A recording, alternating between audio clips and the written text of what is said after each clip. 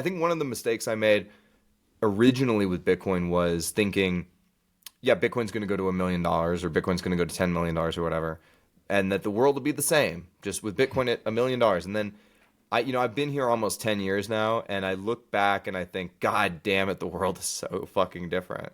It's so crazy how much the world has shifted in only 10 years, and it's going to shift even harder the next 10, likely. Like, it feels like we're in some sort of a early 1900s era where, like, the aristocrats still have control of like the legacied institutions, but technology is at the gates, and all you need is like the powder keg of World War One to set off this wave of, enlightenment across Europe. And like, yeah, that's where we're at right now across the entire world. And the times they are changing. You know what I mean? It's like digital transformation is so rapid and so, yeah, it's earth shaking. It's earth shattering. So for you to think you know what's going to happen because you have an econ degree, fuck, you don't know shit. Nobody does. Yeah, I don't know. I think humans are generally really bad at anticipating rate of change. Yes. Like we can often see that a change is coming, but even the best among us are very poor judges of how quickly that change happens and how quickly it propagates.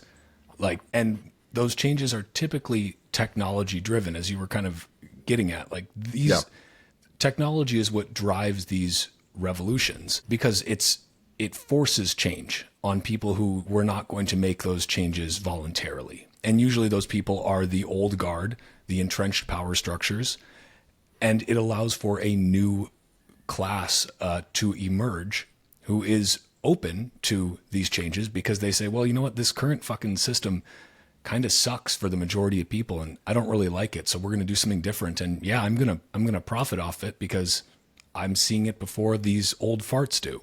And like, this is, this just keeps on happening. And it's going to be really, I always struggle with the idea of like, people talk about like hyper Bitcoinization and what that looks like and when it's going to happen. And people thinking, like the world will be on this Bitcoin standard, like, within, 10 years, 20 years, whatever it might be. I struggle with the timelines for those, but then I have to check myself and say, well, you know what, Walker, you're probably pretty fucking bad at guessing how quickly things could change. Like that's the thing. And I'm very interested by what different sovereign nations are doing with regard to Bitcoin. Like I was talking with Samson about this because he's like very tapped into that. And you see, all these speculations about like, okay, is Oman now going to be the big sovereign buyer of Bitcoin because they were in Madeira and they were in El Salvador before that. And like, well, it looks like it. But like, I'm curious what your thoughts are on how this game theory of sovereign nations realizing, fuck, maybe it's a good idea to get some of this Bitcoin thing in case it catches on. Like how that starts playing out, because like right now the U.S. government is sitting on like a MicroStrategy size, or no, the U.S. government has like, I think 200,000 Bitcoin, something like that they've seized between the Bitfinex hack and a couple other things. I think it's something like that. I think most of it is not in their possession anymore, though, isn't it? Okay. Or I don't know. I'm not up to date on this, but usually they get rid of it pretty quickly. I think that they've brought in. I'll have to double check this, but I'm pretty sure they brought in a bunch more. Like took it out of the hackers' wallets and are now in possession of it. And they're probably debating right now, like, because I think it's the U.S. Marshal Service who's in control of that for whatever reason. Like, what do we do with all this Bitcoin? And it's like, well. Boy, you should really just keep it. Really just hold the fuck on to that. I know. And probably print. I was talking with Pierre Richard, and he was like, why is the U.S. government not just printing dollars to buy Bitcoin? It'd be ridiculous to sell Bitcoin for dollars when they can just create them for free. Like, that's just stupid. But I don't know. What's your take on that? What are you looking for amongst these sovereigns? Like, do you think we're going to start to see this scramble this year? Is there going to be like a big coming out of the woodwork of sovereigns being like, you know what, actually we're super pro Bitcoin, Bitcoiners move here, bring your money here, spend your money here, and we are super Bitcoin friendly and we're buying Bitcoin because fiat's a melting ice cube and we realize that now. I don't know. I would imagine that the sovereign wealth funds will be taking large positions this time around, especially since it's now an institutional grade asset, right? You also have to consider the fact that, like, why does the U.S. still have gold? in Fort Knox. We haven't been on the gold standard since when Nixon closed the gold window. So why do we still have gold in Fort Knox? The reason is because why is China stacking gold? Why is Russia stacking gold? The reason is because in the event of a monetary reset under a shadow gold standard, which is the fiat standard, if there was to be a sit down at a table, the amount of gold that you hold is going to define who you are and what your size is in the New World Order. And I think the same thing is true of Bitcoin, especially as Bitcoin demonetizes gold.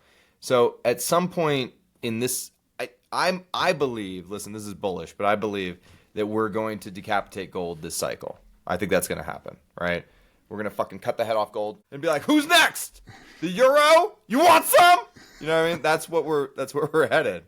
And once we demonetize gold, you now have to look at your gold in Fort Knox or wherever it's kept in China and say, is this still the insurance policy I thought it was?